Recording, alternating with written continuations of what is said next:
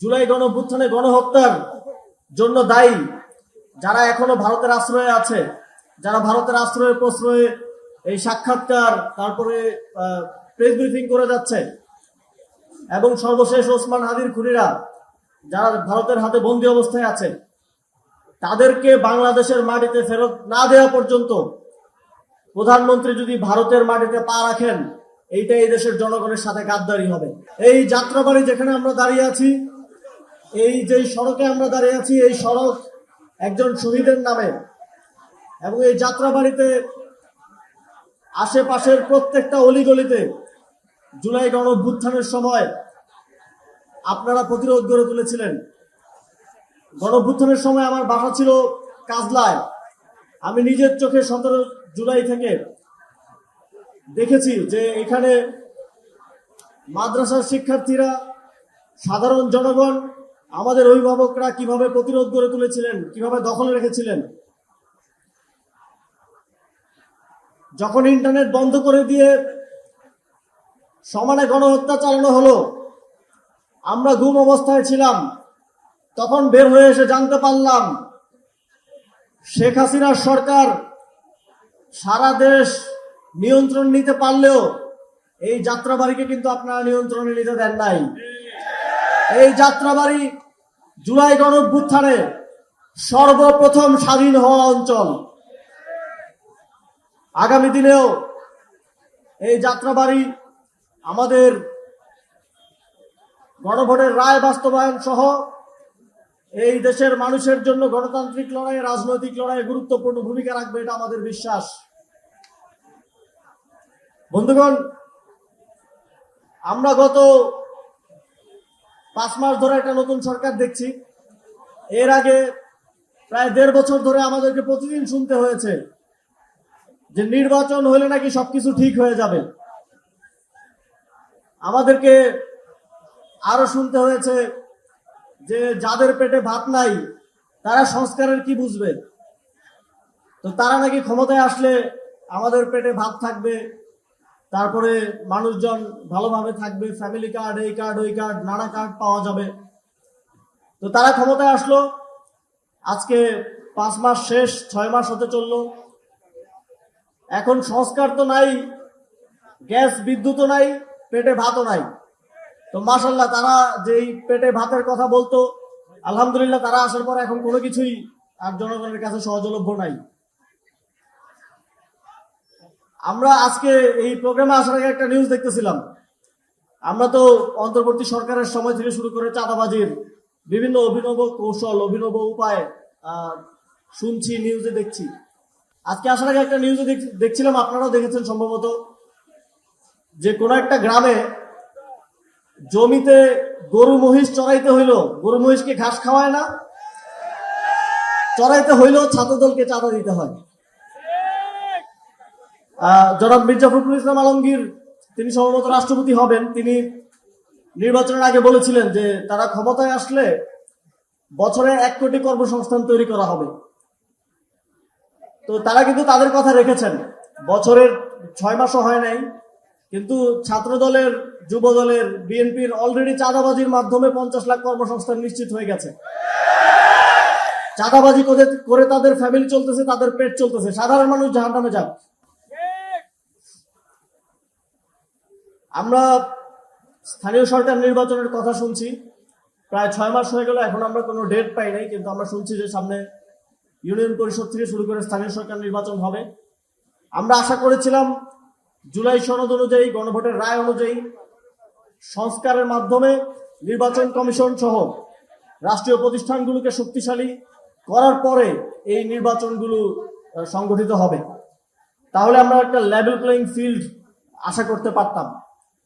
দেখেন, রাষ্ট্রপতি নির্বাচন হবে, জুলাই সনদে বিএনপিও কিন্তু স্বাক্ষর করে এসেছে।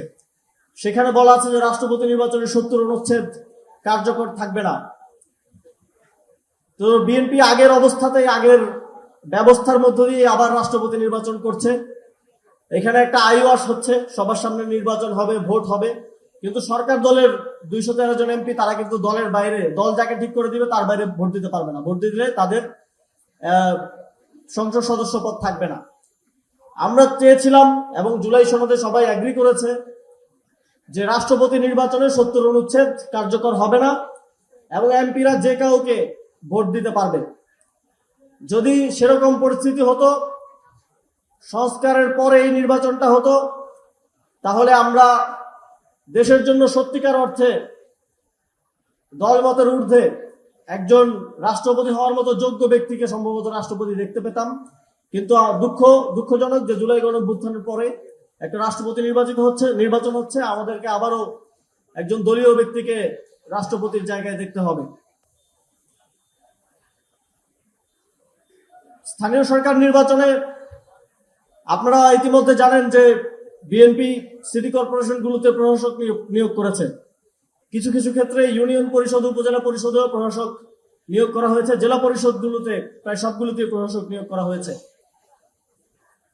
বিএনপি গত ১৭ বছর সংস্কারের কথা বলে রাজনীতি করে আসছেন, গণতন্ত্রের কথা বলে রাজনীতি করে আসছেন। অথচ দেখেন তাদের প্রশাসকরা সরকারি টাকায়, সিটি কর্পোরেশনের টাকায়, এক পাশে সিটি কর্পোরেশনের লোগো, আরেক পাশে বিএনপির দলীয় লোগো, তারপরে তার বড় ছবি দিয়ে সারা ঢাকায় পোস্টারিং করে ছড়িয়ে ফেলেছে।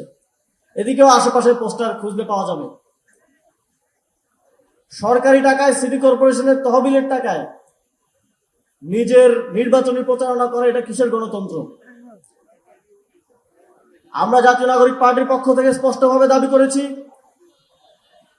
কোন প্রশাসক, যাদেরকে প্রশাসক দেয়া হয়েছে, কেউ স্থানীয় সরকার নির্বাচনে অংশগ্রহণ করতে পারবে না। যদি তারা স্থানীয় সরকার নির্বাচনে অংশগ্রহণ করে, এই নির্বাচনটা আবারও একটা প্রশ্নবিদ্ধ নির্বাচন হয়ে থেকে যাবে। এবং আমরা আবারও দেখছি এই নির্বাচন প্রক্রিয়া রাষ্ট্রীয় প্রতিষ্ঠানগুলোকে দুর্বল করার মধ্য দিয়ে, দলীয়করণ করার মধ্য দিয়ে আমাদের মধ্যে কিন্তু জনগণের মধ্যে একটা শঙ্কা তৈরি হচ্ছে যে এবার যেমন জনগণ ভোট দিতে পেরেছে, 5 বছর পরে কি সাধারণ মানুষ ভোট দিতে পারবে কিনা। তো স্থানীয় সরকার নির্বাচনে বোঝা যাবে যে 5 বছর পরে আমরা ভোট দিতে পারবো কি পারবো না। সংগ্রামী উপস্থিতি, আমরা বর্ডারের ওপার থেকে শুনি শেখ হাসিনা বাংলাদেশে আসতে চায়। আওয়ামী লীগের বিভিন্ন নেতারা সাক্ষাৎকার দিচ্ছে, বিভিন্ন জায়গায় তারা বাংলাদেশে আসতে চায়। এই বিষয়ে তো কেউ দ্বিমত করতেছে না। আমরাও চাই আপনারা আসেন। এই যে আমাদের মঞ্চে শহীদ পরিবারের সদস্যরা আছেন, মঞ্চের সামনে শহীদ পরিবারের সদস্যরা আছেন, আমাদের মায়েরা আছেন, তারা প্রতিদিন আল্লাহর কাছে দোয়া করেন যে তাদের সন্তানের হত্যার জন্য যারা দায়ী, তাদের যেন বিচার নিশ্চিত হয়। শেখ হাসিনা বাংলাদেশে ফিরলে সেই বিচার নিশ্চিত হওয়ার জন্য, সেই বিচার নিশ্চিত করার জন্য আমরা প্রস্তুত আছি ইনশাল্লাহ। আমরা ইদানিং শুনছি যে বাংলাদেশের প্রধানমন্ত্রী ভারত যাবেন। আমরা স্পষ্টভাবে বলতে চাই, জাতীয় নাগরিক পার্টি মনে করে জুলাই গণঅভ্যুত্থানে গণহত্যার জন্য দায়ী যারা এখনো ভারতের আশ্রয়ে আছে, যারা ভারতের আশ্রয়ে প্রশ্রয়ে এই সাক্ষাৎকার, তারপরে প্রেস ব্রিফিং করে যাচ্ছে, এবং সর্বশেষ ওসমান হাদির খুনিরা যারা ভারতের হাতে বন্দী অবস্থায় আছে, তাদেরকে বাংলাদেশের মাটিতে ফেরত না দেওয়া পর্যন্ত প্রধানমন্ত্রী যদি ভারতের মাটিতে পা রাখেন, এইটা এই দেশের জনগণের সাথে গাদ্দারি হবে। তাদেরকে আগে বাংলাদেশে ফিরিয়ে আনেন, তাদের ফাঁসির রায় কার্যকর করেন, বিচার নিশ্চিত করেন, তারপরে ভারতের সাথে সুসম্পর্ক হতে পারে। যারা এতদিন এখানে ফ্যাসিবাদ টিকিয়ে রেখেছিল, যারা এখনো গণহত্যাকারীদেরকে সহযোগিতা করে যাচ্ছে, এই গণহত্যাকারীদের বাংলাদেশে ফিরিয়ে না দেওয়া পর্যন্ত তাদের সাথে কোনো সুসম্পর্ক হতে পারে না। সংগ্রামী উপস্থিতি, এই যাত্রাবাড়িতে আপনারা জুলাই গণঅভ্যুত্থানে যেভাবে সফলভাবে স্বাধীন করেছিলেন, আগামীর বাংলাদেশে গণভোটের রায় বাস্তবায়ন সহ আমাদের গণতান্ত্রিক এবং রাজনৈতিক লড়াইয়ে সেই শক্তিশালী ভূমিকায় আপনারা এখানে উপস্থিত থাকবেন, এই প্রত্যাশা ব্যক্ত করে আমার বক্তব্য শেষ করছি। আসসালামু আলাইকুম।